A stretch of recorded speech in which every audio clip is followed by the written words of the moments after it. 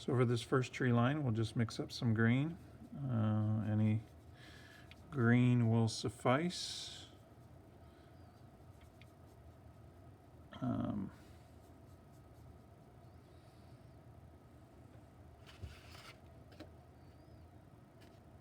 Okay, sometimes I like, for whatever reason, I always like to put some kind of a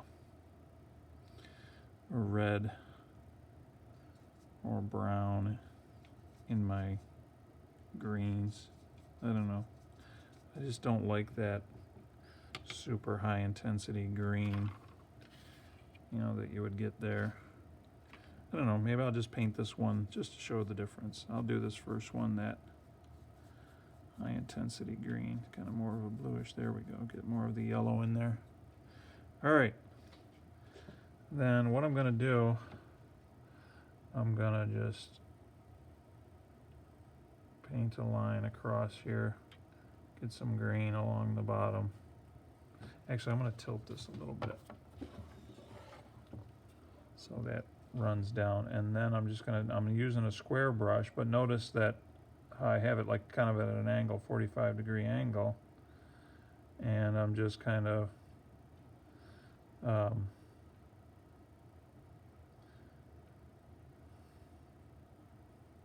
and you don't have to worry about sticking to the see, there's not much to painting this. Actually, it's kind of funny that I drew this out first. I reinforce this because I usually like to just kind of figure that all out with the brush. So I just wanted to show you that you could paint rounded curved surfaces with a brush. It's just all you're doing is you have the point of the brush upward, and that's kind of like the tip that's sort of, you know, you're kind of just going up in these waves like this.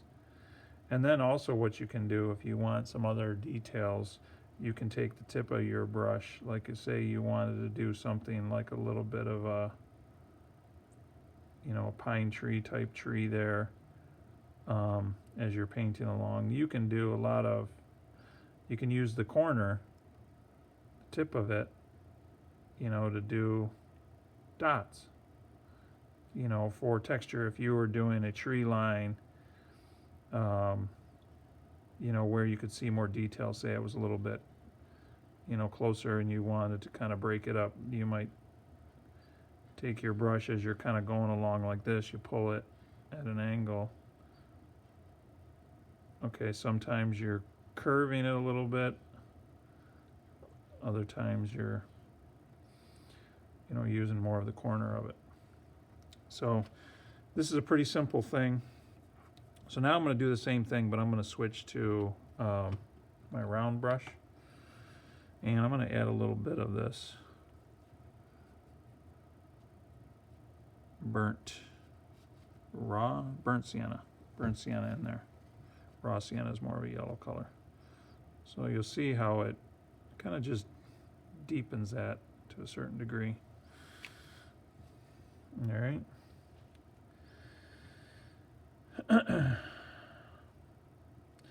Same thing, I'm going to hold my, if you notice when I held the brush before, I held it like this. You can do that holding it like this. Some people like to hold it like that. A lot of times I like to hold it like that, or maybe it's a combination of the two. Whatever feels right to you. I'm going to hold this a little bit more. I'm going to hold it at a low angle.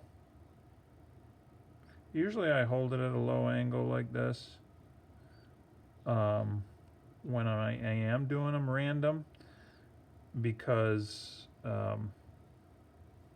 it helps me to be more random.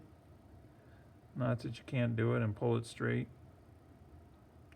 You know, I can go up and down. These brushes are really not the best. I need to get brushes that aren't quite as flimsy, that have more of a snap to them, so you get more out of your, you know, when I want to flick my wrists and kind of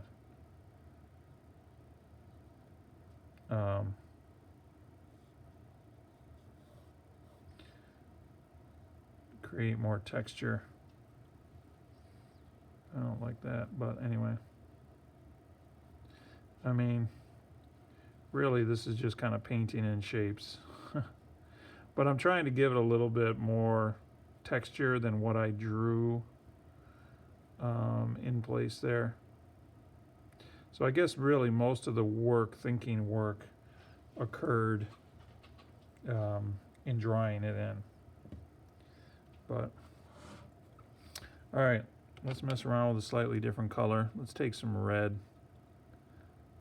See what we get from some straight up red into our green. Woo. Okay, let's get some blue in there.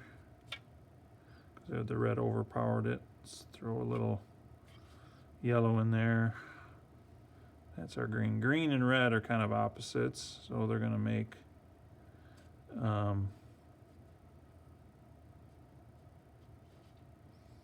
didn't really get kind of a grayish.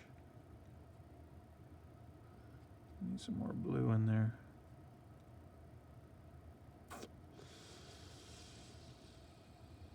More blue.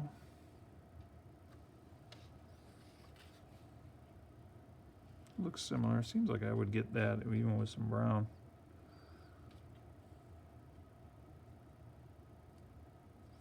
Didn't get the result I actually expected, but anyway, let's paint one more thing of trees here. And do each one of these a different green. Make a different green so you kind of are getting used to painting, or I'm sorry, mixing up different greens.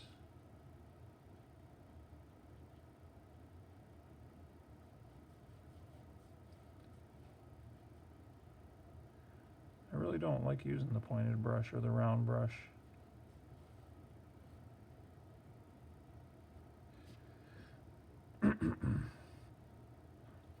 And one of the reasons that I have it tilted is so that the paint runs down. Although I'm not using a ton of paint, it's not really running down. I'm kind of working so small, but when we work a little bit larger, you want to get, because if that paint runs down, now maybe I'll just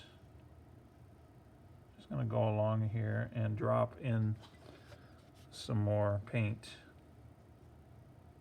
along the bottom. Hopefully it's wet enough that it will spread out.